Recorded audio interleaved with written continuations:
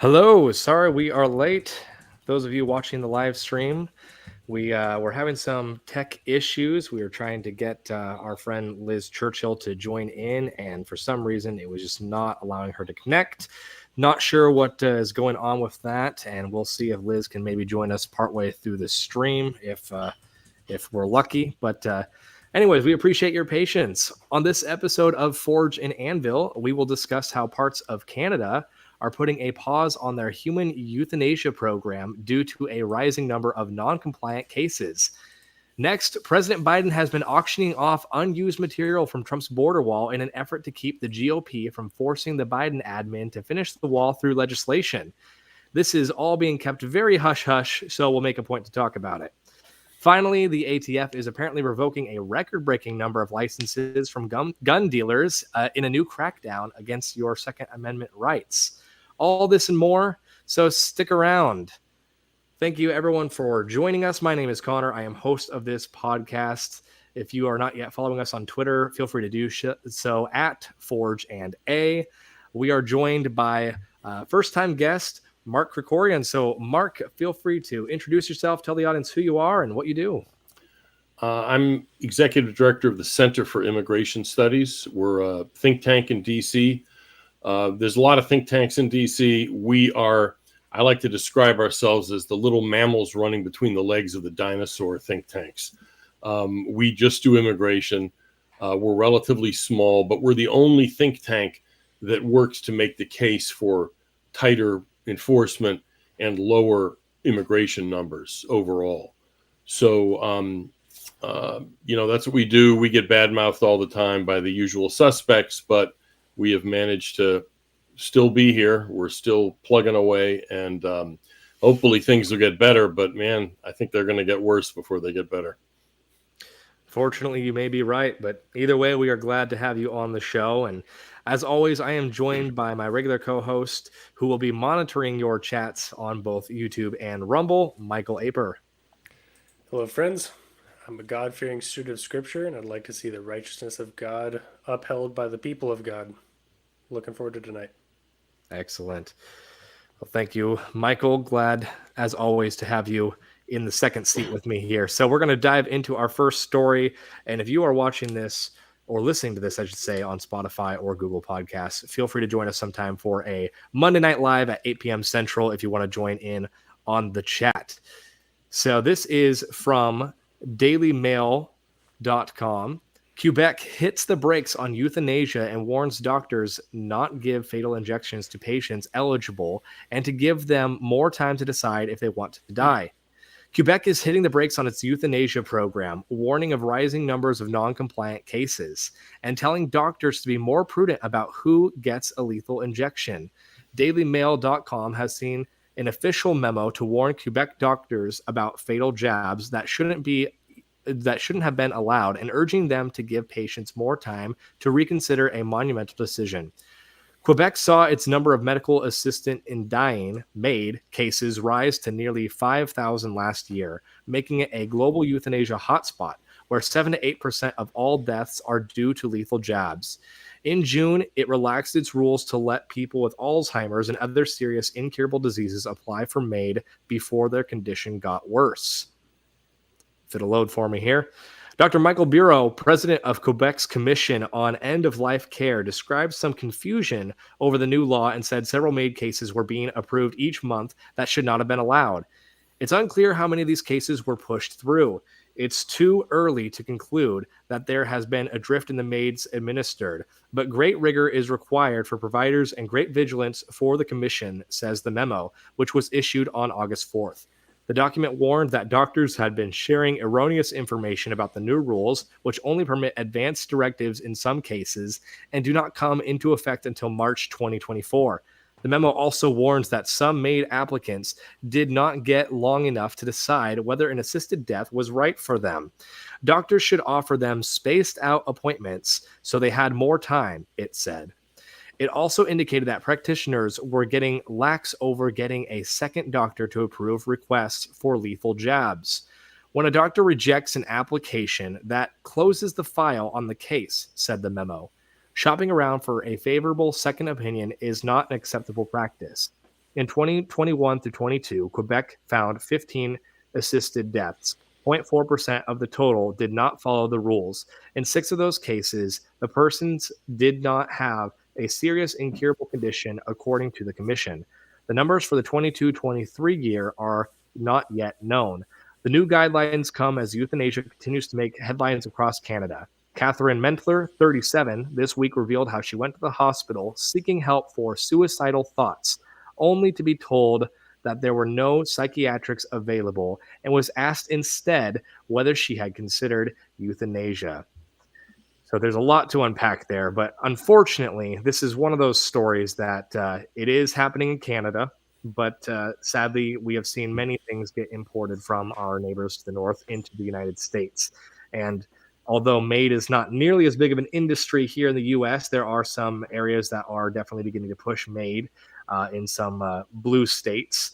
And so, unfortunately, I think it's a conversation that needs to be had because there are individuals who now believe it is the morally righteous thing to do to offer a individual a chance to end their lives in a way that is supposedly pain free. Of course, we'll never know that for sure, but ultimately, it is unfortunate that this article here exposes how so many individuals are being offered it as a sort of first resort, as opposed to being offered proper medical assistance and mental health options for them. So it's unfortunate that we have to have this conversation, but it's just a reality that we have to face no matter how ugly it is. So, Mark, I'll go ahead and turn it over to you to get your initial reaction to the article. Sure. Let me just preface this by saying this is just me talking. This is not the Center for Immigration Studies. We just do immigration, but me as a voter and as a citizen, it's appalling. In fact, the thing that really jumped out at me in that article is that the woman who had suicidal thoughts and knew that was a problem, in other words, was trying to grapple with this, went to the hospital and they said, I mean, it's almost like if it weren't so serious, it would be funny because they said, no, don't kill yourself. We'll do it for you. I mean, it's just, it's unbelievable. And, you know, this is, people often say, well, slippery slopes aren't real. This is a slippery slope. I'm sorry. One of the things that, you know, traditionally, what is the Hippocratic oath that doctors take? You know, first do no harm is part of the Hippocratic oath. In other words, their job is not to kill anybody. So this is perverting the practice of medicine. And, you know, in the old days, this kind of thing still would have happened. It did happen. I mean, I've talked to people who had, you know, older like family members who were nurses, what have you, many years ago. But because it was illegal and it wasn't some normalized thing, it happened only in very extreme cases where, you know, they would sort of give you some extra morphine when somebody was going to die anyway to save them trouble. I'm not saying that's good, but because it was illegal and it wasn't normalized, it kept the lid on that sort of thing. Once you make it normal and acceptable and you have forms you fill out and it's kind of, there's rules to it, there's going to be more and more of this. It's just, in that article as well, there was a woman who had anorexia and was looking forward to, you know, being killed basically by the government or by government permission. I mean, she has problems, obviously. That's a psychological condition. And instead of seeking ways to help the person, they figured, well, let's just put you out of our misery. And it's appalling. And you don't have to look at it from a Christian or even a religious standpoint to see how dangerous this is. And it kind of commodifies human life so that, well, you know, we'll just switch you off like the light bulb whenever we want to. It's really creepy and scary. Yeah, no doubt about it. And you're exactly right. It would be comical if it wasn't so devastating. It seems to me, you know, as I read through this article and contemplated what the implications could be for medical practices, for euthanasia as a whole, and what our culture is orienting itself toward, it's hard for me not to feel like I'm wearing a tinfoil cap hiding in the basement as I look at everything lined up. I jotted down a few different things that all kind of point in the same direction, and here's just another one. So we've got abortion is being pushed and a hot topic as much as ever, so that babies are at danger and at risk more than ever. Just if they're going to be born, then they're going to be killed, is kind of the way that it's looking in that direction. We've got all the potential aspects of chemical castration going on, whether that be through vaccination, if you want to go that direction, or if you want to talk about just chemically induced mental health issues in addition to um, the reproductive issues that come with fluoride in our water, pesticides in our food, the cleaning products that we use, the birth control that's being prescribed to a vast majority of women, even the food dye that's used in our food, all these different products that are leaning towards creating a society that is either unable to have children or have severe mental health issues. Either way, that's not real good. If that's putting aside the entire topic of hormone therapies that we've discussed many times concerning the transgender transitioning, things like that, which are going to castrate people as well on multiple levels. We've got radiation exposure through the technology that we have at our at every fingertip. And then we have this whole cultural movement of making men into females, making them androgynous, making women more masculine, blurring the lines of sexuality. And if they can't blur the lines of an individual sexuality, then to blur the lines of their sexual preference into same sex relations. And when I look at all of this lined up, I know I'm going crazy on a rabbit trail here, but when I look at all that lined up and then add this to the mix of, you know what, we're not even going to try to hide it anymore. Let's just kill people. Let's have, it says 7 to 8% of all deaths in, where was it? Was it in Quebec? Are in the past year were from euthanasia, rivaling heart disease and diabetes and some of these larger medical issues. How insane are we if we don't realize there's a, whether it's a nefarious means by a world power? I mean, we like to point at the World Economic Forum and other people who are rubbing shoulders around there. Justin Trudeau would be a potential involved individual. I guess what I'm trying to say is that I weep for the state of our world, that so many different aspects of our culture are trying desperately to prevent us from having children and to kill us if we manage to make it past birth.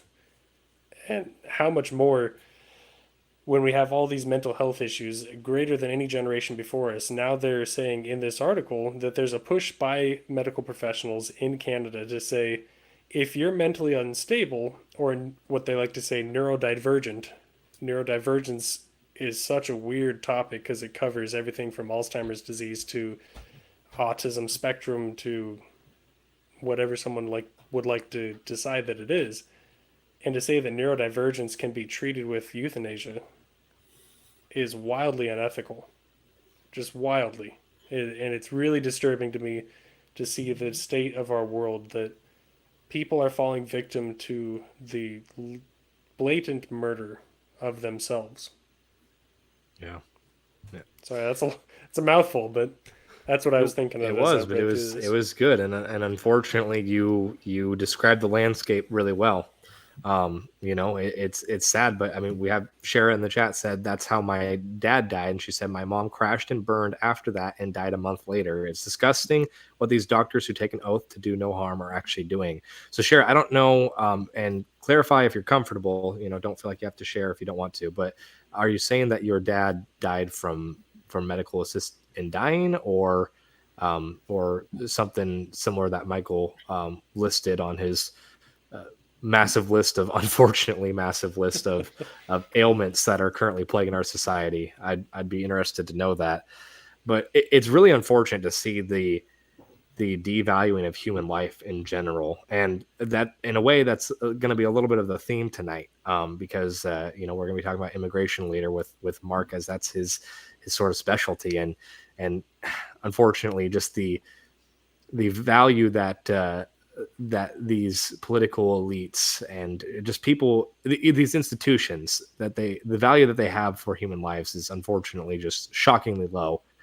And it's unfortunate. It's unfortunate. You can call it, crony capitalism. You can call it socialism. Whatever the motive is, ultimately, at the end of the day, it does not come from a proper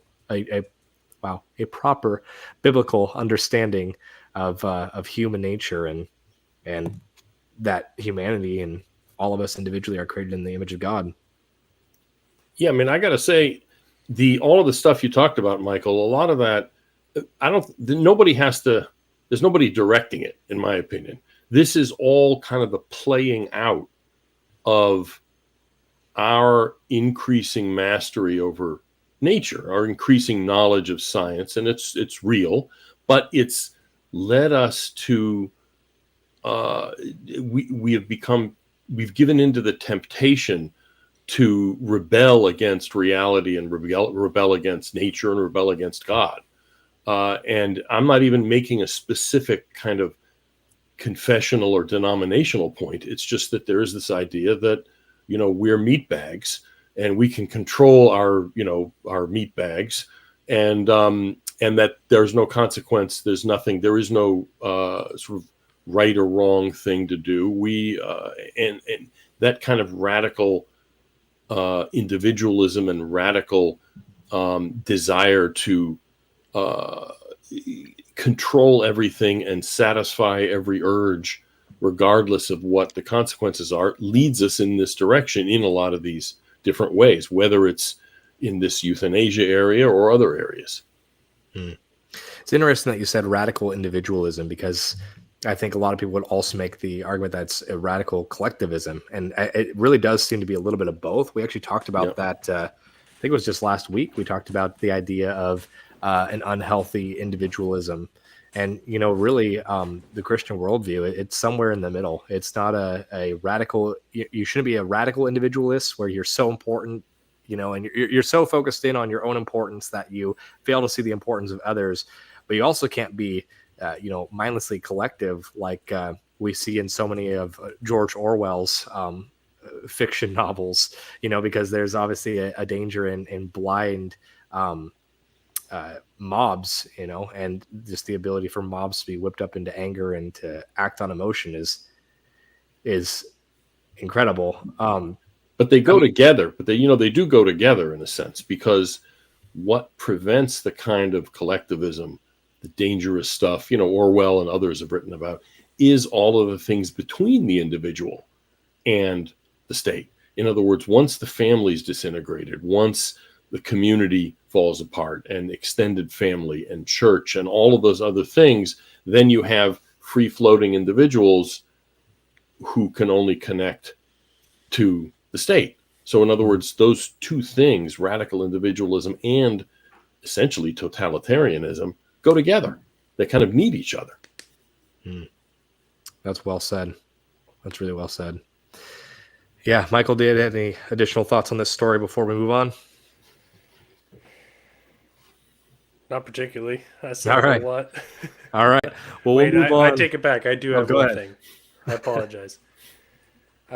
For any viewer who heard my rant a moment ago and is thinking, "Oh boy, conspiracy theorists over here. We're diving in all different directions."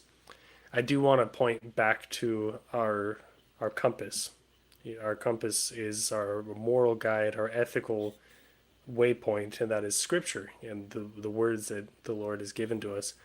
And that brings me to Isaiah chapter 8, verses 12 and on. The Lord is speaking to Isaiah and says, "Do not call conspiracy all that this people call conspiracy, and do not fear what they fear, nor be in dread. But the Lord of hosts, him shall you honor as holy. Let him be your fear, and let him be your dread."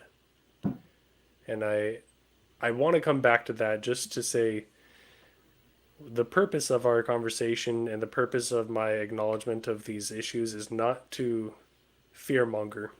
It's not to be in dread, and it is not to be downtrodden by the concerns of death that exist in this world, because we do not fear the one who can kill the body, but we fear the one who can kill the body and the soul in hell. And we serve a mighty God who is our fortress, our strength, and our protector. And I want to make sure that we orient ourselves in that direction. Yeah. Well said. Well said. Shara did reply in the chat on YouTube. She said they tried to manipulate my dad to go on a ventilator, telling him he would die without it. He responded to absent from the body is to be present with the Lord. They didn't like that answer. It didn't get the hospital more money. And when you die with COVID in the hospital, the government pays the hospital more money. They kicked my dad for money, and that's what it boiled down to. Yeah, and I've heard a lot of stories like that, Shara, and obviously I don't know all of the details of your situation. I know that, all I know is that in general, the policies surrounding hospitalization from COVID is just an absolute mess. But either way, we feel for you, and we of course are sorry for your loss, and we'll continue to keep you and your family in our prayers. And I wanted to jump over onto the Rumble chat. Anime Extremists and Hidden Angels both said they came from Styx Hexenhammer. So glad to have you here. Glad that some of those super chats worked to get some people over here. Feel free to join us more often. Monday nights, 8 p.m. Central. You can always jump in our chat anytime you want. That being said, though, let's go ahead and move on to a story from the New York Post. Biden quietly sells off border wall parts to thwart GOP push to use them. The Biden administration is quietly auctioning off millions of dollars worth of unused parts from former President Trump's border wall for peanuts in an apparent end run around pending legislation in Congress. Since April, GovPlanet, an online auction house specializing in military surplus, has sold 81 lots of steel square structural tubes intended for use as vertical boards in the border barrier's 30-foot tall panels, hauling in about $2 million. On Tuesday, GovPlanet netted $154,200 for 729 of the 28-foot tall hollow beams, sold in 5 separate lots for an average of $212 apiece. 13 more lots are set to be auctioned on August 23rd and August 30th. But last month, as part of its annual defense appropriations package, the Democrat-led Senate passed a Republican-sponsored bill aimed at forcing Biden to stem the worsening migrant crisis at the U.S.-Mexico border by extending the wall. You can see some of the photos there of the materials itself. Up to $300 million worth of taxpayer-funded wall components have been left to rust since Biden came to office, Republicans said. The Finish It Act will make the feds use those materials on new wall construction or hand the remaining stock over to the states like Texas for use in their own border defense projects. Now the Biden administration is rushing to get rid of the wall leftovers before the GOP-led House can pass a matching version of the bill and make it law. And then you can just see there's a few reactions from different senators there. So we'll go ahead and skip that portion for now. But unfortunately, this is not something that shocked me. It's refreshing to actually see that the Senate was actually going to pass a bill that was hopefully going to actually do something about the border crisis. My guess, I didn't actually see who voted on the bill, and chat, feel free to check in on this, or Michael, Mark, if either of you know. But I'm assuming that the reason why the bill passed the Senate in the first place is probably from senators in some of these purple states, like Arizona, probably Kristen Sinema, maybe Joe Manchin, a couple of places like that, probably voted for this because there is I'm not going to say that there's sane Democrats in the U.S. Senate necessarily, because at the statewide level, that's a rare find. But I will say that there are individuals who are definitely going to look out for their political interests, and the border security issue is definitely an issue that is becoming harder and harder for them to sweep under the rug. But Mark, I'm going to turn it to you because obviously this is your field. And so you know a lot more about this. So I'd love your initial reaction. I have seen some of this stuff stacked up. In fact, I was driving in New Mexico on the way to El Paso. I was driving from Tucson to El Paso, and there's the highway. It's a 2-lane highway, a state highway, number 9, so New Mexico 9, and it goes parallel to the border, but at one point it bows down right near the border. And I was figuring, okay, I looked at it on a map. I said, okay, I'm going to pull over here, see if I can get up close to the border wall. I've seen it a million times. I hadn't seen it there, though.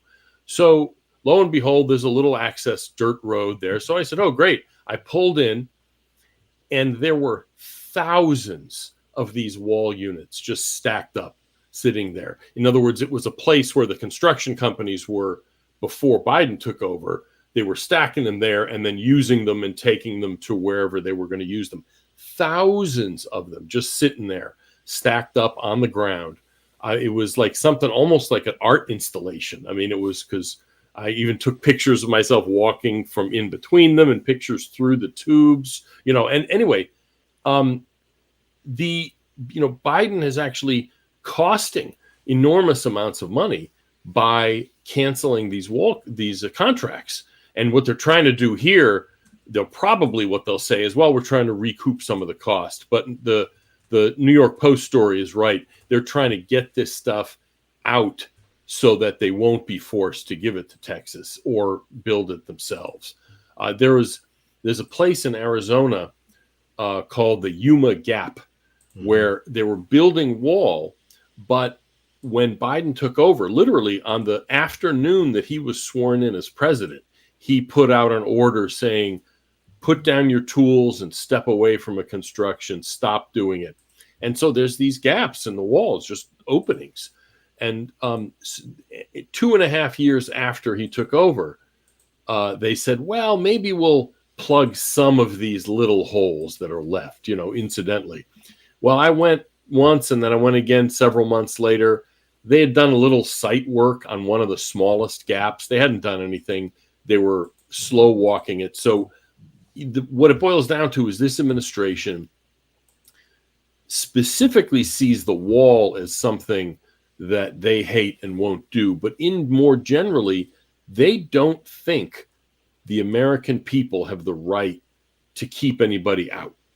They think that if somebody foreigner walks up to our border and has some kind of story of woe, which frankly, most of the countries that people come from have problems. Nobody's moving here or not many people are moving here from, Denmark. Right. So basically they're saying, look, we don't have any right to keep these people out. And a wall is symbolically, both practically and symbolically, an assertion that, yes, we do have borders and no, you can't come in just because you want to. And because of that, again, both practical reasons and symbolic reasons, this administration is not going to go for it. And this gambit of theirs was actually kind of clever. You had said you weren't surprised. You were, dismayed, but not surprised. I was a little bit surprised because it's a little more imaginative than I thought these guys would be. In other words, they're basically rushing to get this stuff into somebody else's hands. So God forbid Texas doesn't get it and build the border wall themselves, because there are sections of a wall that Texas is building on its own. They get permission from private landowners and they just build it themselves. Well, bureaucrats only work on weekends if they got something more important to cover up. So unfortunately, it seems you're right about them rushing this. There's two things that stick out to me about this. And the first is that it doesn't seem like just the most petty thing. It's not enough to leave well enough alone. They've got to kind of sneak it around and make sure it doesn't happen, even if you're going to do it on your own dime. And that's the other thing that comes to mind for me when I read this is, what is money? Money is such a non-factor, and a imaginary factor for a lot of the people making these decisions. And yet our entire culture and the people in the lower middle class that are suffering the greatest because of the decisions that are being made are tilling their lives away for money. And here we have billions of dollars of materials that, for one, are just being wasted, sitting out there rotting and rusting away, but also not just to waste them, but then to take them and Just sell them to someone else, and not even for a fair price. We're not getting money back to the government. That's not what it's about. It's just getting rid of the resources that could have been used for an agenda of the big bad orange man. Well, you know what they say in Washington, a trillion here, a trillion there, sooner or later it adds up to real money. Yeah. Well, unfortunately, to your point, Michael, money does not seem to be a big thing that politicians in DC are concerned about No. saving up. But if you are in Hawaii, of course, you can get a $700 check per family. But we're up to about 140 billion or so to Ukraine at this point. So unfortunately, it really boils down to their ideology. These individuals who are in charge of these institutions and making these decisions, whether that be the Biden administration or some of these senators that we have at Washington or the bureaucratic state, they really treat America like it's a colony, not a nation. And that mindset is huge because we can see where, they treat us sometimes just as good, most times worse than places like Ukraine, other places that they're trying to either colonize or have their own little pet projects in.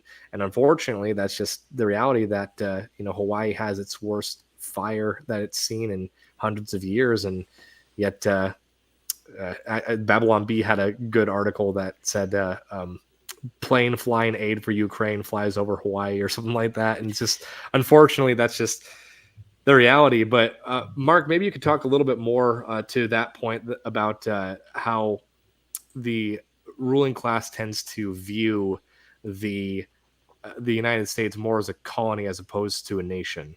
I think that's actually a really good way to put it. I never really thought of it specifically in that way, but clearly the source of a lot of the problems you see in immigration, but in a lot of areas actually, is that our leadership class, and it's not just government, it's, business leaders, academic, media leaders, frankly, a lot of religious leaders too, you see it in all kinds of areas, are really disconnected from the interests of the people at large. It's not so much that they're anti-American, although some of them clearly are, but it's that the way I think of it is that they're post-American. In other words, America is just sort of a place, and they may even like it okay, but it's not their job is not to represent and promote the interests of the American people. I remember years ago, I gave a talk at the Council on Foreign Relations. Yes, I was invited to talk. This is many years ago. And a guy who was a member of the Council on Foreign Relations came down from New York. He was a vice president of Citibank. So right there, we got Citibank and the Council on Foreign Relations, sort of a twofer. If you were part of the Trilateral Commission, then it would be all over. But anyway, so this guy said after my talk, he said, a lot of the stuff you say makes sense. It's probably true that a lot of Americans are impacted adversely by immigration. But, I don't have any more responsibility to somebody in Bed-Stuy, New York, than I do to somebody in, Kathmandu, Nepal. In other words, he'd moved beyond America in his thinking. And okay, that's fine. But our leadership classes, our elites, how can you have a country led by people who don't see the interests of the country that they're supposedly leading as their job? I mean, that's what that whole rich men north of Richmond thing is about, is that I think the way you put it is a good way to put it, is that sort of we're a colony of Washington, D.C. The rest of the country is. And, we need decolonization and, self-determination, as it were, independence. And I mean, that's obviously what the whole Trump phenomenon is about, whatever his, many manifold shortcomings are. That's why he resonates with people. Absolutely. Because people see him as concerned about their interests, whether that's actually true or not, it's a different question. And he's pushing back against people who, frankly, consider them deplorable. I mean, that's in my opinion, that's the core problem in our politics. Immigration is one of the places you really see it most obviously, but you see it in all kinds of other places as well, I think. Yeah. And I think to your point about Trump, he we've talked already a lot in this conversation about elites and ruling class and institutions of people that run those institutions. And I saw someone made some comment on Twitter. I don't remember who. That made some comment about how it's going to be really unfortunate when so many people on the conservative side of the political aisle realize that you're always going to have elites. And I said, of course, you're always going to have elites. We just want better ones. And Yep. the reality is, I think that that hierarchies are just unavoidable. But I think people view Trump as someone who is kind of an elite that actually still cared about America. And I think that's a lot of why he resonates, because I think in a way his billionaire status actually made it to where people were kind of like, yeah, this guy is like one of the few people that was in the ruling class that's actually saying, why is America losing? We don't have to lose. Why? And, I think that's a lot of what makes him resonate with people. That, I mean, you even see with people like Ron DeSantis can't connect with in the same way. I think Ron DeSantis has done amazing things. And in some ways, his record, you could argue, is better than Trump's. But at the end of the day, he's not the fighter that people are migrating towards, because I think to some degree there's just that personal connection that Trump has with these people, and a lot of that comes from his celebrity status and things like that. And I'm not necessarily trying to make this a conversation about the primary so much as it's the idea that Trump doesn't see us as a colony, and he's one of the few elites that don't. Even Elon Musk has had a lot of good. Elon Musk, there's some things about him that I'm not sold on. I like some of his business dealings in China and things like that. But he has said a lot of good things about America and the freedoms that we enjoy here. And that's, again, a lot of why he's more popular among the sort of liberty-minded movement, whether that be libertarian, conservative, Republican voters, whatever you want to label yourself as under that tent. But either way, I think that's a lot of where Trump gets his base from. I mean, it's the issue is, are you a patriot or aren't you? I mean, that's what it boils down to. Yeah. And our leadership class, there's always going to be an elite. There has to be, because some people are smarter than others. Some people do better than others. The question is your elite promoting the interests of your country? In other words, how do they define success? And success for our elite is not defined by making America better and stronger and making ordinary Americans better and stronger. They see it kind of in a, globalist sense. I mean, I don't know. I think it's an easily abused term, but I think it's true here. They just see themselves as post-national, the same way that the people who run the European Union do. They're like they don't really care about Italy or Germany or Hungary or the Netherlands. They have this idea of going beyond nations and beyond peoplehood. Mm-hmm. And I'm sorry, but that's just not the way human beings are. It just doesn't work that way. And that's why our politics is so deformed and distorted. It's why it's so hard to get anything done on immigration. But again, it's the reason our foreign policy is so disconnected from ordinary people's interests. Because, during the Cold War, ordinary people and our elites, actually, their interests coincided, because we wanted to stop the Soviet Union. It was the enemy, and our job was to stop the enemy. Once the Soviet Union, the Soviet Empire, ceased to exist, it wasn't the threat it was. I mean, Russia's not a garden spot, but it's all of this exaggeration about how they're going to invade Europe is BS. Right. They're in no position to do that. The interests of ordinary people and of leadership class diverged on foreign policy, and it's been diverging for 30 years. And that's how you end up with the Iraq War. It's how you end up with a ridiculous 20 years in Afghanistan that anyone with sense could have told you was never going to work. That's why that's why you see all of this obsession with Ukraine, with people putting flags on their cars and all this. These are people who don't know which way the Ukrainian flag is supposed to even go. Is it blue on top or is it yellow on top? Yeah. They couldn't find Ukraine if they tripped over it in the street before it became this, cause célèbre that they had to. It's kind of a virtue signaling thing. Anyway, I mean, I'm ranting here, but the fundamental problem of our politics is our leadership. The leadership class of America doesn't really care all that much about America. Yeah. Unfortunately, you're very correct.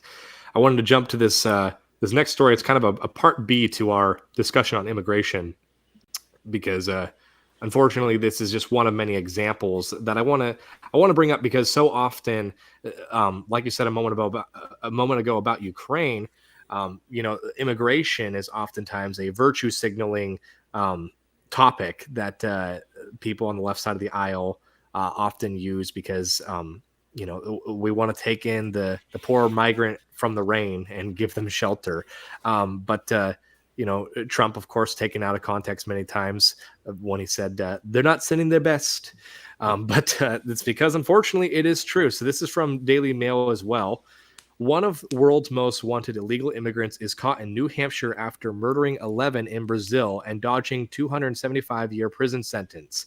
Thank goodness he wasn't in a sanctuary city. One of the world's most wanted illegal immigrants has been captured in New Hampshire after being sentenced to 275 years in jail for his part in a massacre.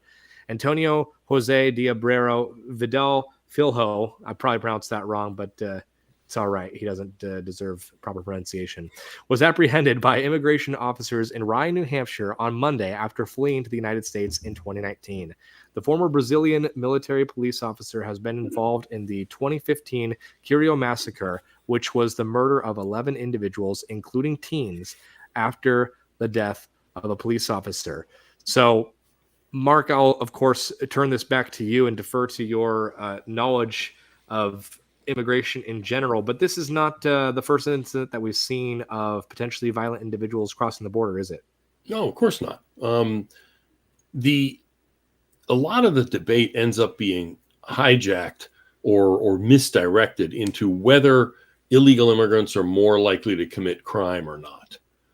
And the data on that actually is mixed. It's not clear. Some indications suggest yes, they are. I mean, other than immigration violations.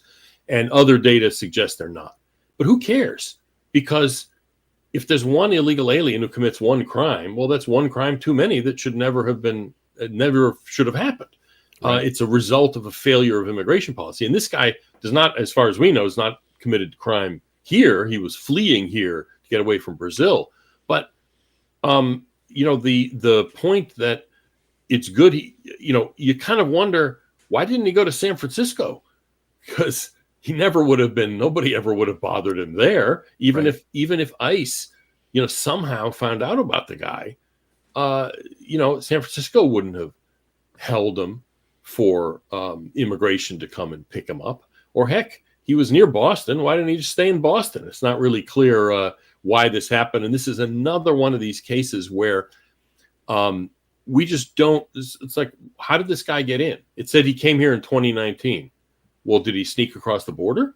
Did somebody give him a visa? Did he leave here? It's like, these are the kind of questions that reporters, unfortunately, whatever their take on immigration, often just don't even think to ask because they don't know anything about it. I mean, this is basic stuff. But yes, it's happened multiple times before. The famous case of, what's her name now? In San Francisco, the woman who was killed by an illegal immigrant. It slips my mind now. I've actually been to the place where she was killed. And this guy, he had no business being in the country. And in fact, it was in San Francisco.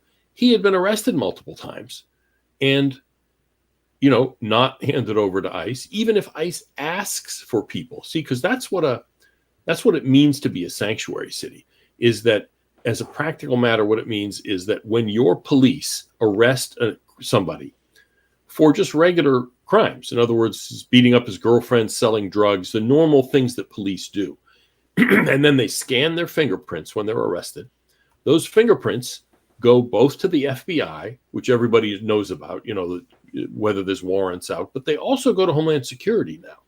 That's new in the past 10 years. So ICE knows about these people. And what a sanctuary city means is that when ICE calls and says, please hold on to this person for, 48 hours after you're done with them so we can have a chance to come and get him, to deport him, sanctuary city says, no, drop dead. We're going to just release him. We don't care. That's inexcusable. And yet it's a difficult thing to crack down on. The Trump administration tried by withholding certain grant monies, like law enforcement grants. Like if you don't comply with federal law and hold on to these people, we're not going to give you money for law enforcement.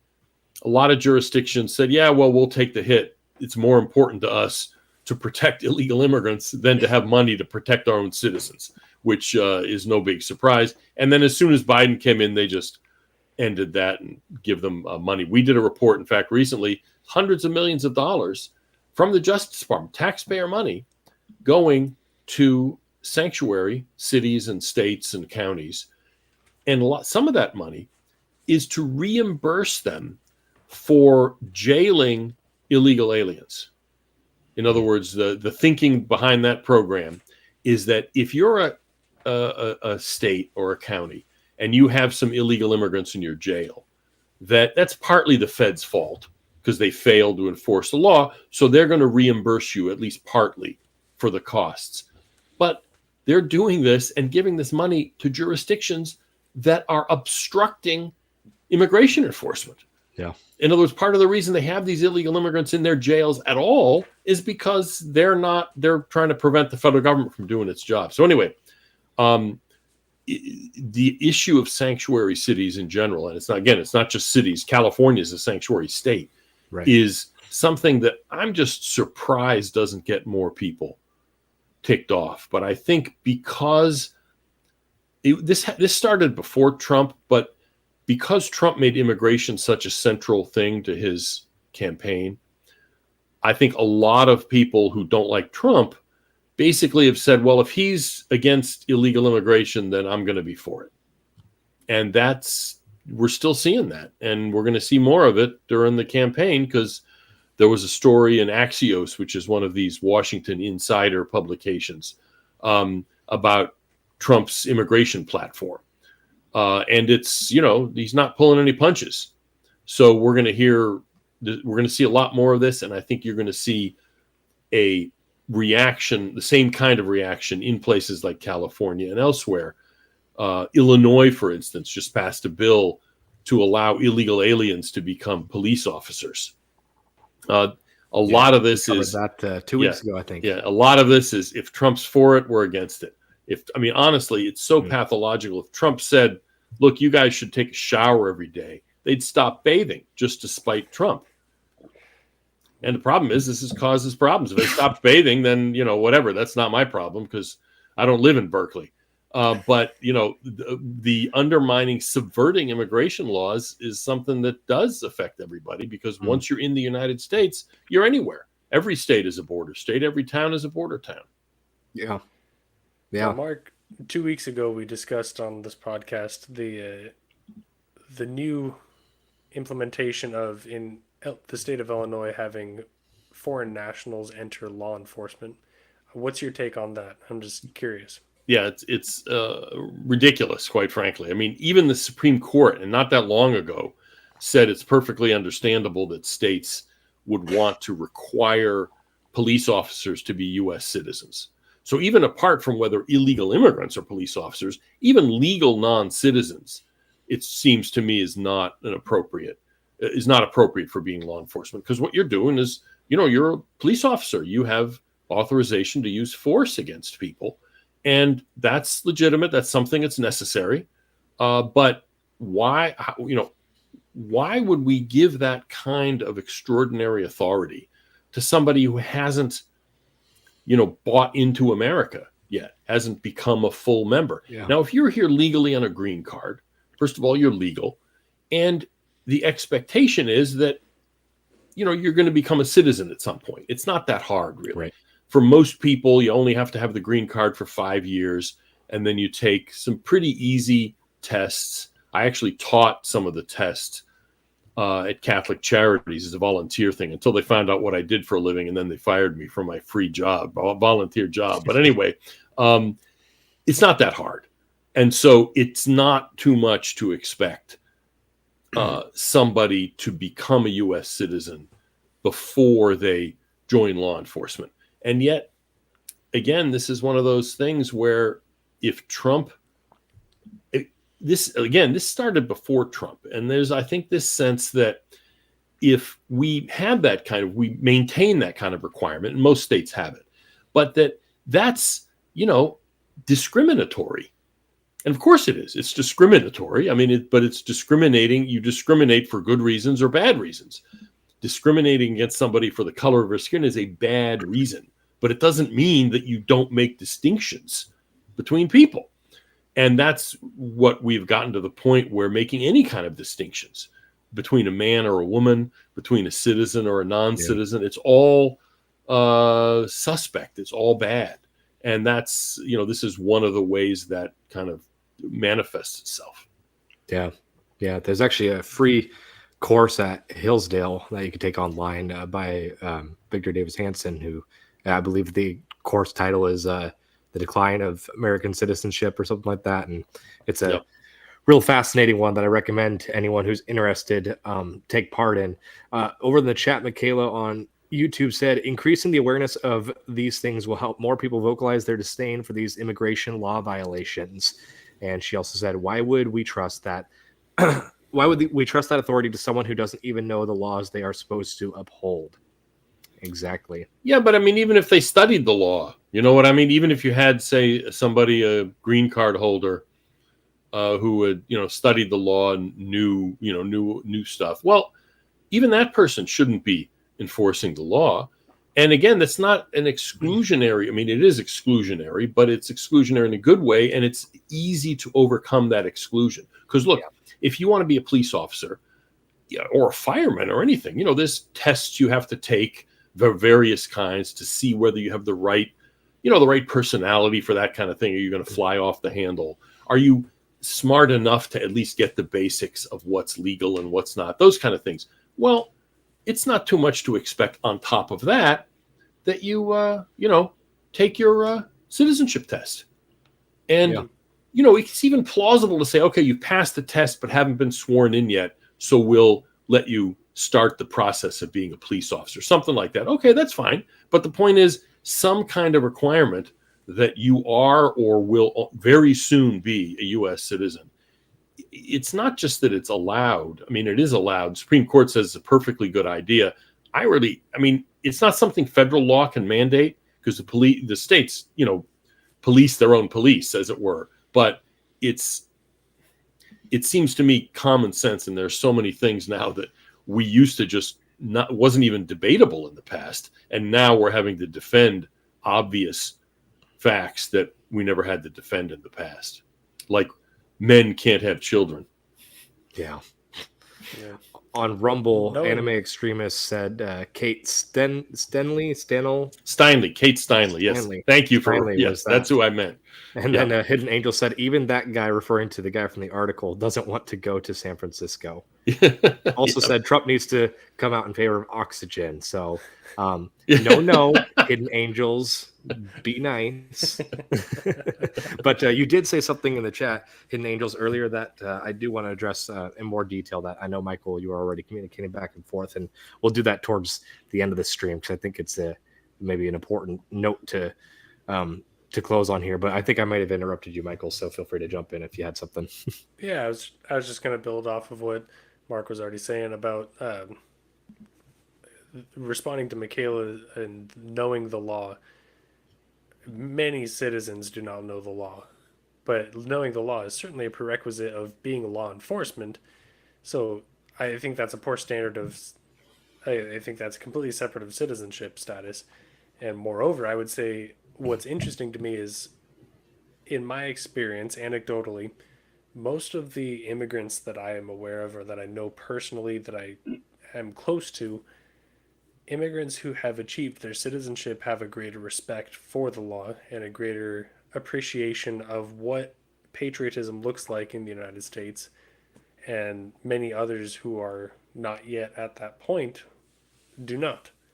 Now, last time we talked about this, I was a little bit wishy-washy in my perspective, and I think I've settled into some confirmation of, I think citizenship is a good idea for law enforcement for a variety of reasons, as you've already discussed, Mark.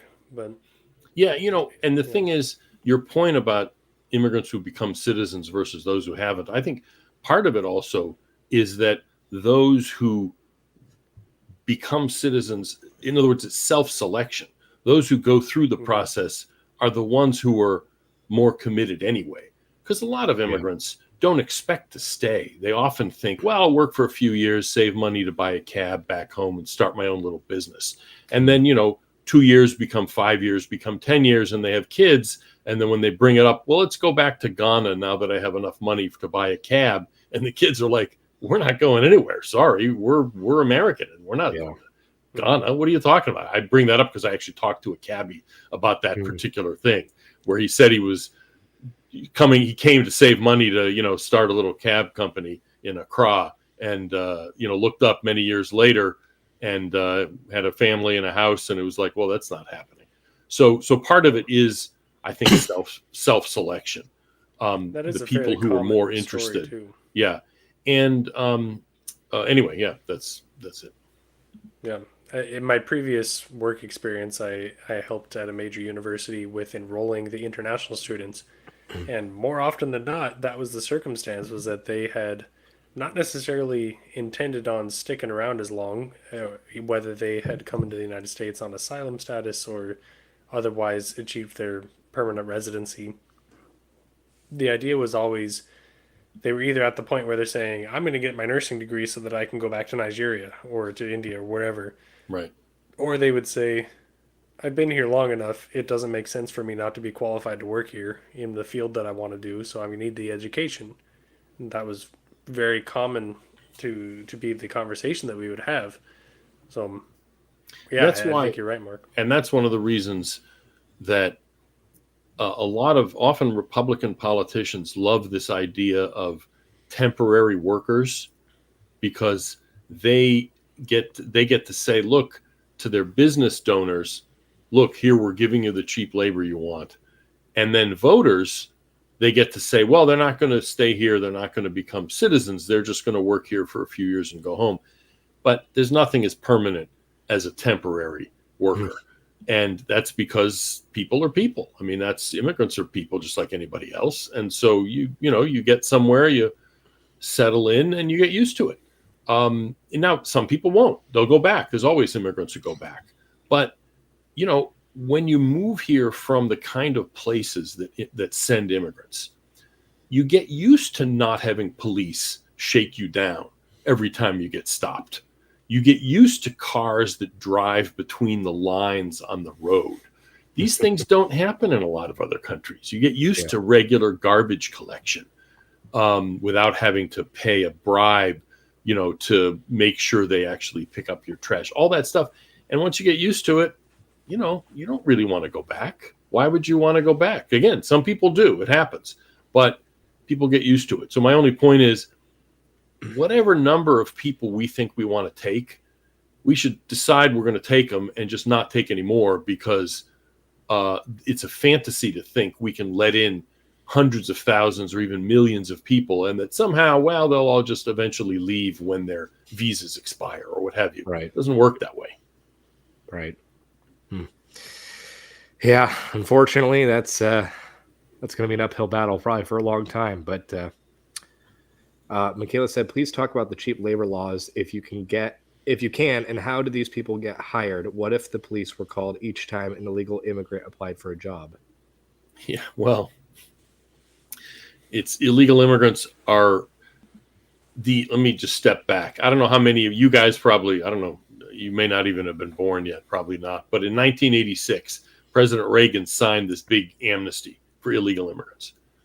Part of the deal was they would amnesty people who'd been here for a while in exchange for making it illegal going forward to hire an illegal alien. Because before 1986, the federal law specifically said it was not illegal to hire an illegal alien. And so they changed that. The problem is they never bothered to enforce it. And there is in place now a system that can do a better job of enforcing it. It's called E-Verify. So that when you hire somebody and you submit the IRS and Social Security information, You just verify whether they're telling the truth.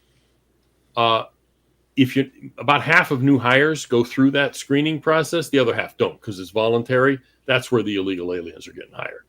And until we do just basic due diligence to make it less likely that you're going to get away with lying to your employer, nobody's going to be calling the cops. And frankly, sometimes employees at a company, Americans who know that illegal aliens are being hired, will call immigration, and they basically get told, look, ladies, nothing we can do about it. We got our hands full. We're not even allowed to arrest those people anyway. So anyway, yeah, I mean, we got a long way to go. And honestly, making it as hard as possible to get a job if you're an illegal immigrant is the key, because that's what people are coming for. Even if they have relatives here, because that's another reason people come. If you can't get a job, it's hard to live here. I mean, for Abby, I'm not stating anything unusual, and most illegal immigrants are working on the books.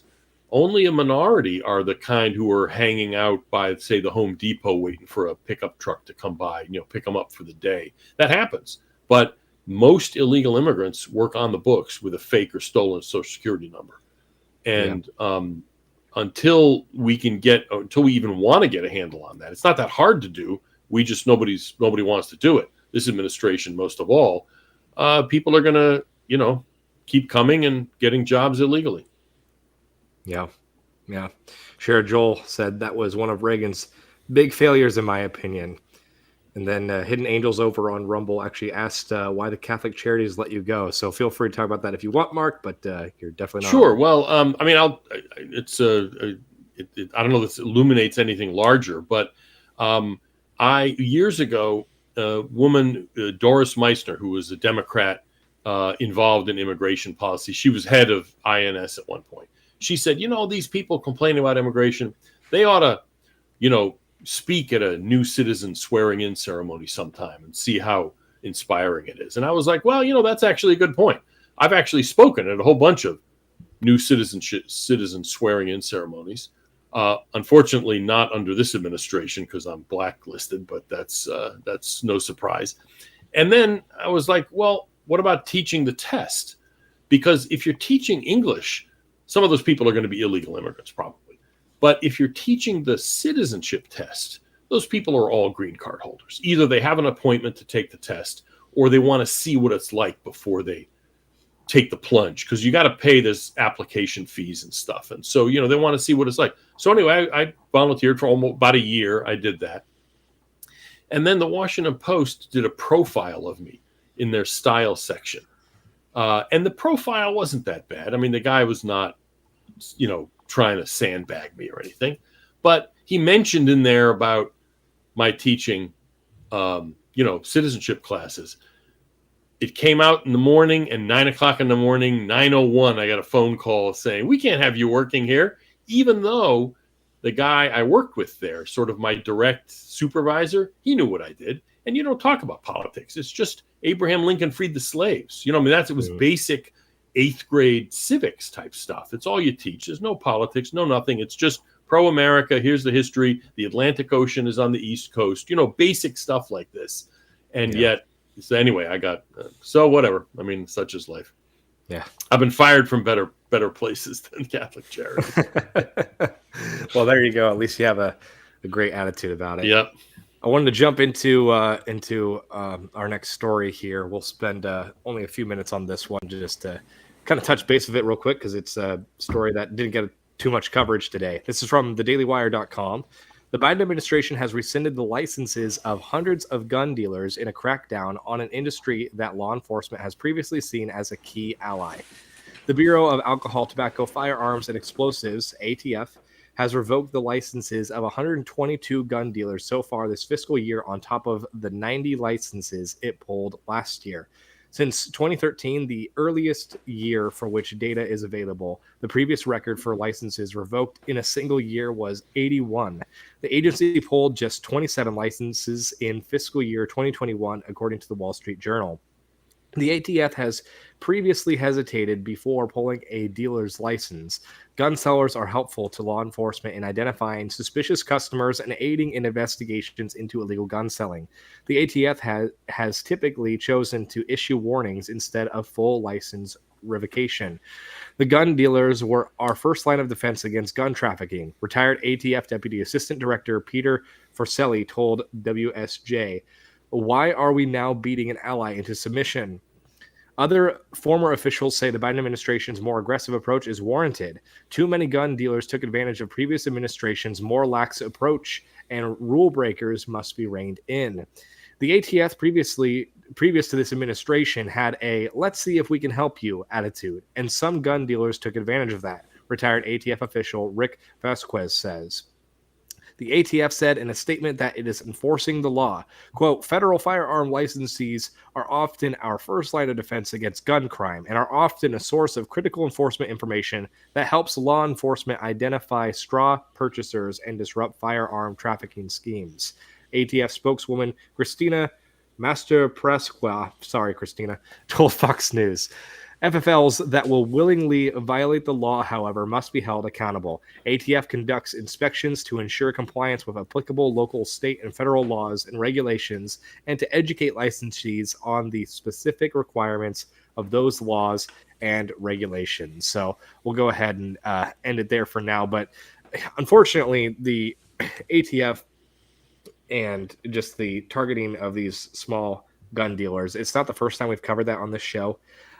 It's probably a trend that we're going to see rise. I hope not. I hope I'm wrong about that. But unfortunately, a lot of what we've been talking about tonight is really just anarcho-tyranny. It's just this unjust ruling of the law where we have a certain class of people that can get away with looting and arson in the streets of major metropolis cities of America and get a slap on the wrist, maybe a fine, in jail for a day, out the next day.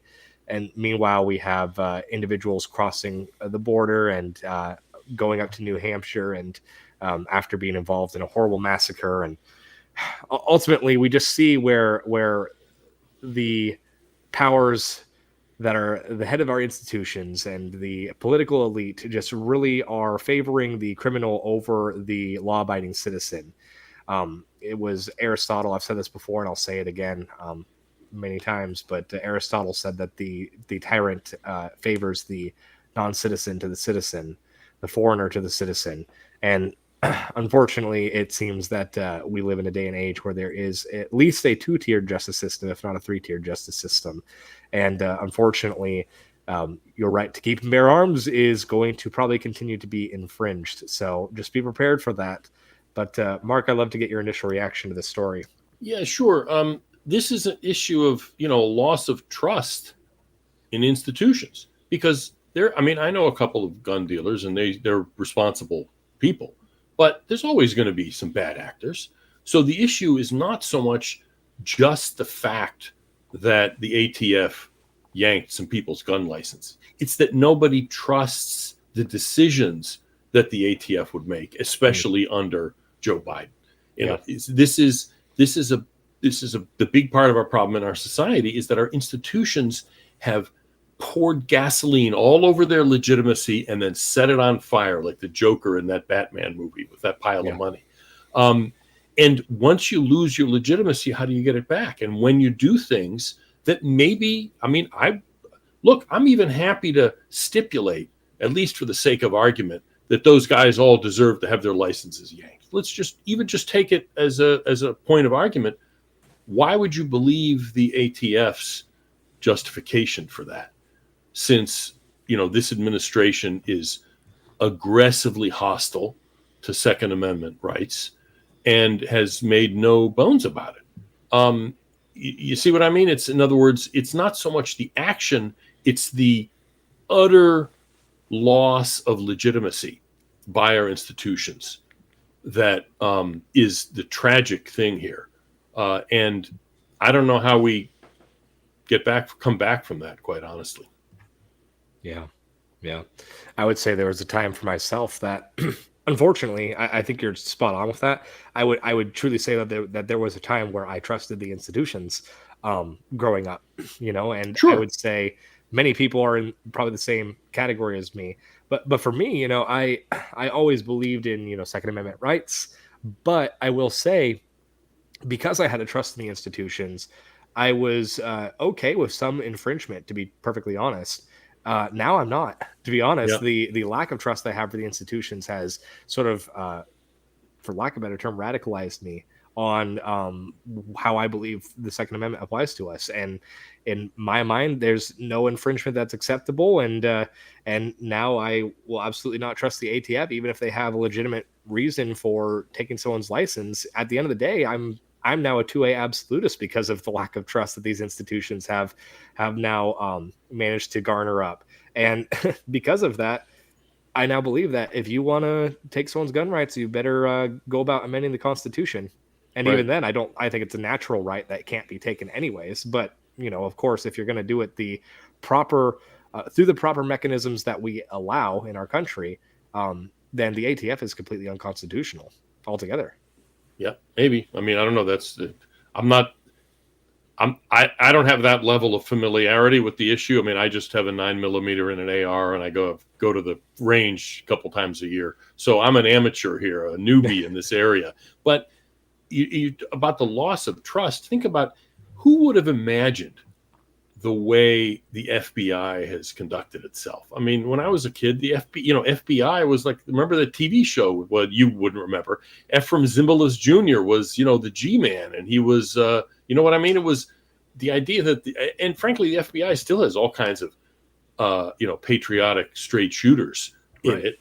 But the institution, like the ATF, like a lot of our institutions, has basically just sacrificed the legitimacy, the trust that people placed in it. And you don't just get that back by, switching the lights back on or something. Anyway, I get kind of black-pilled when I think about these kind of issues. Yeah. Well, perhaps we can use that black pill statement to kind of transition into something that Hidden Angels said in the chat on Rumble earlier. Hidden Angels, let me go pull up your original comment. Excuse me. She said, I can scarcely control my anger about this corruption. I need to be healed. Yeah. Yeah. And I think it's important to discuss this. And I noticed that you also mentioned something about how, let me see if I can pull that up as well.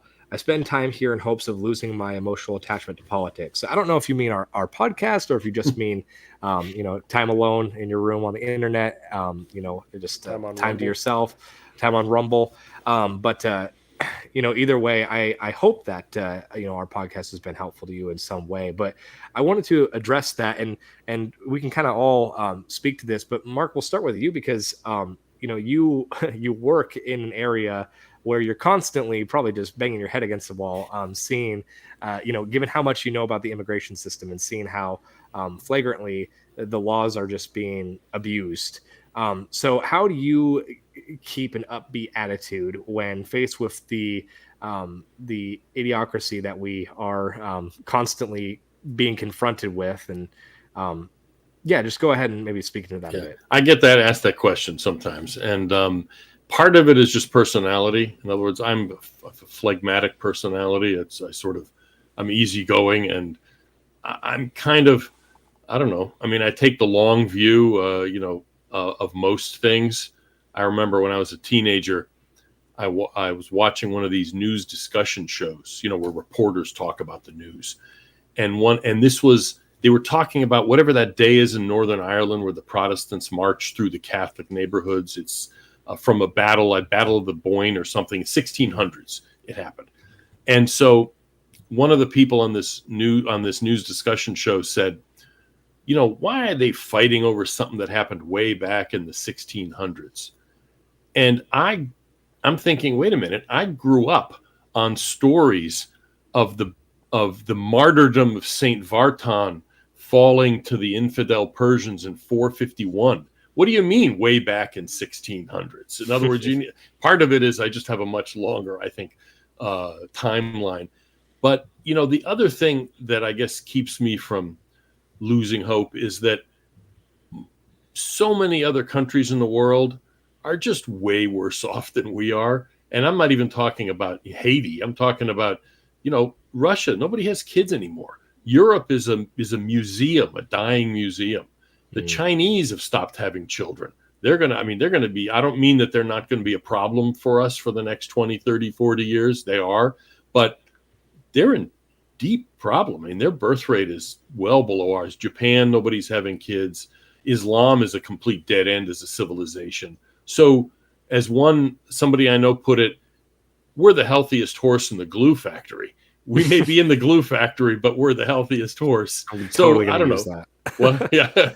So I don't know. I mean, I'm not sure if that really helps anybody, but it is a concern because one of our writers is lives down in Texas, visits the border a lot, speaks to a lot of conservative groups, women's Republican groups and other conservative groups in Texas.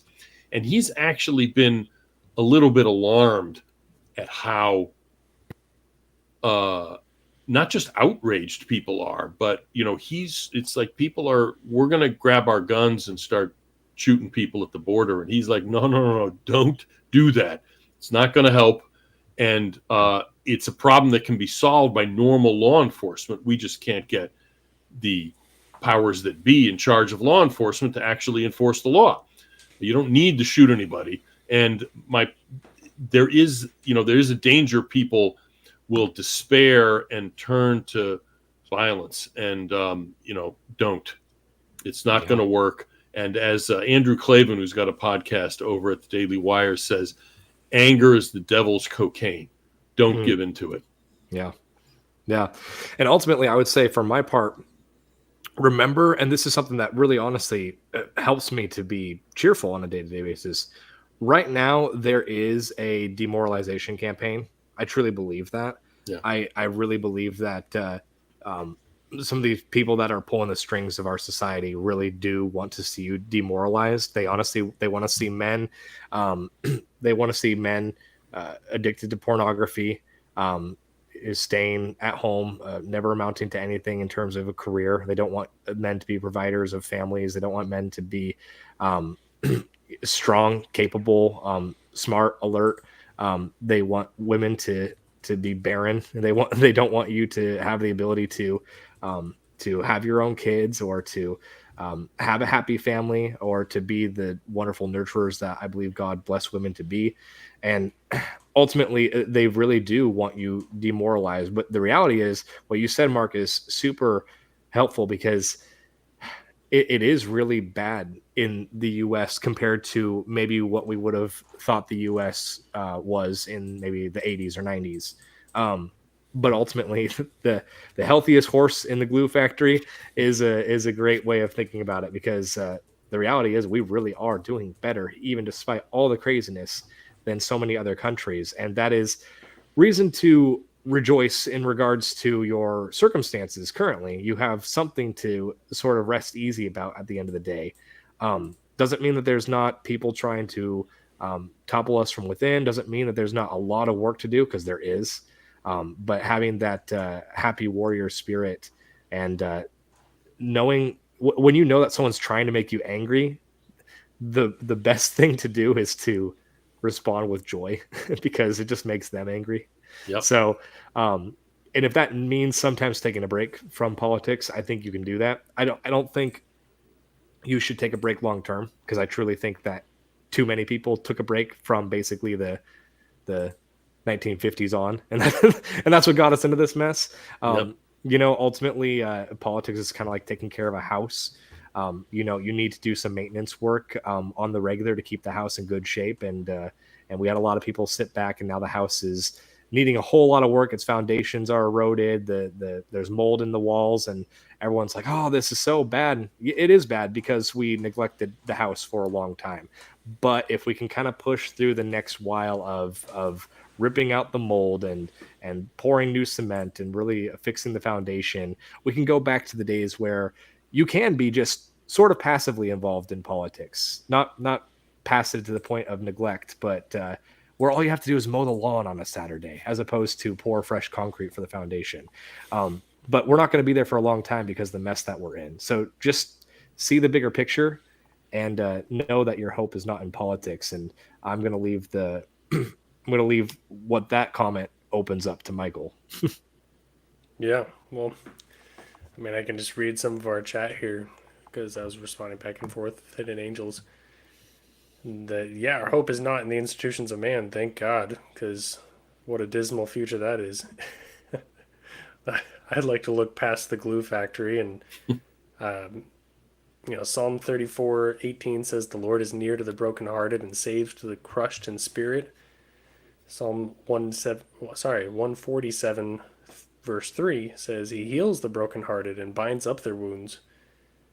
And that's kind of the point of bringing this up, and the point of being in this conversation with you, Mark, and Connor, and what Connor and I endeavor to achieve on a weekly basis, is that we might make good on the conversations that hammer out the difficulties of our life and not dwell in the sufferings, but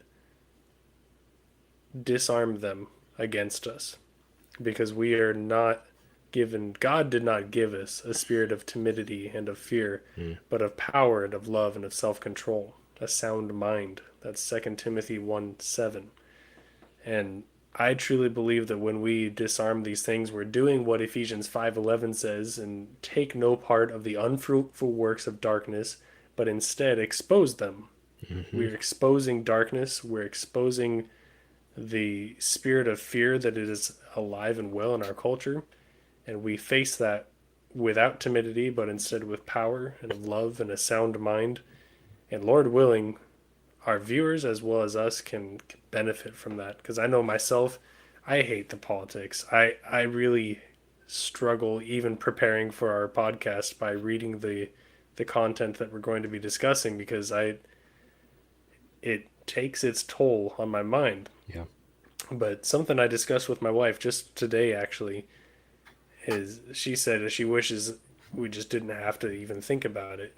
But the beauty of the burden is that when we take on the challenge, we can affect change. We're not complacent, we're active.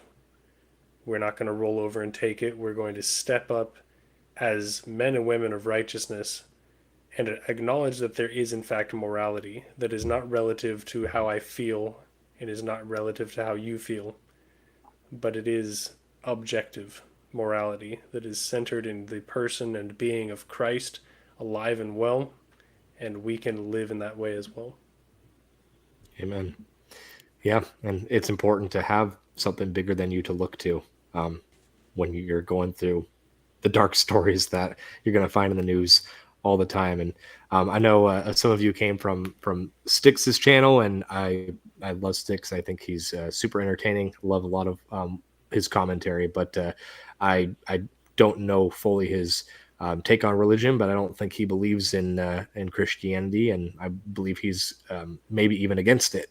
And I think ultimately my faith is what has kept me happy through all this, because like Michael said, I too struggle sometimes with preparation for our podcast. But ultimately, to go back to my house analogy, we can't ignore that the foundation's cracked forever, because ultimately we're going to really suffer if we don't do something about it soon. And so that's really the time that I feel that we're in. We're really entering the fourth turning, for those of you that understand that reference. And so I think that things are going to be hard for a while. But I think that if we start doing the work now, we can see through to the other side. But be aware that is the task before us. Probably a hard several decades of American history because of the craziness going on right now. But all hope is not lost, because first of all, our hope is in Christ Jesus and the life after this, the eternal life that he gives through his sacrifice. But beyond that, there's still even hope in this world that things will get better in our country if good individuals continue to stand up, speak out, and take action, take responsibility for yourself, and focus on the micro more than the macro, but don't ignore the macro. But Either way, Michaela said in the chat that that she wants you to end with a encouraging Bible verse every week, Michael. So maybe we'll make a point to do that. And Brianne, I also saw you enter the chat. Thank you so much for joining us. I know you joined us late. Feel free to just watch the whole thing on replay. But we'll go ahead and wrap up there. But Mark, I want to turn it over to you to let the audience know where they can find you and keep up with everything that you're doing. Well, we're online at cis.org. And all of our material is there, and we have a blog with new posts every day if you're really into immigration. And if you have a taste for snark and sarcasm, I'm on Twitter at Mark S. as in Stephen, Mark S. Krikorian. I don't get into arguments and call people names, but I am kind of snarky and sarcastic. So I try to not violate what's expected of me. I'm a deacon in the Armenian church. I'm an ordained deacon. And so there are certain standards that we're supposed to adhere to. I try not to stray from them, but I can't help a certain amount of snark sometimes. So anyway, if that's what you enjoy, and I hope it's informative as well, you can follow me at Twitter. Mark S. as in Stephen, Mark S. Krikorian. Awesome. Well, thanks again for coming, Mark. Really appreciate it. And then Michael, where can people find you? You'll find me driving down to Tennessee to meet up with Connor this weekend. We're going to go down to Alabama together and put out some new content for the coming months. Should be good. We're on mission. We can't tell you what we're doing. We're just on mission. Just know that. Yes, thank you everyone for tuning in. We really appreciate it. Feel free to follow us on Twitter at Forge and A. Feel free to download our podcast on Spotify. Give us 5-star wherever you find us. And if you are listening to the podcast playback, feel free to join us sometime for a Monday Night Live, 8 p.m. Central on YouTube and Rumble. And you can join us in the chat if you want to be a part of the conversation. But we'll see you next time. Thanks again.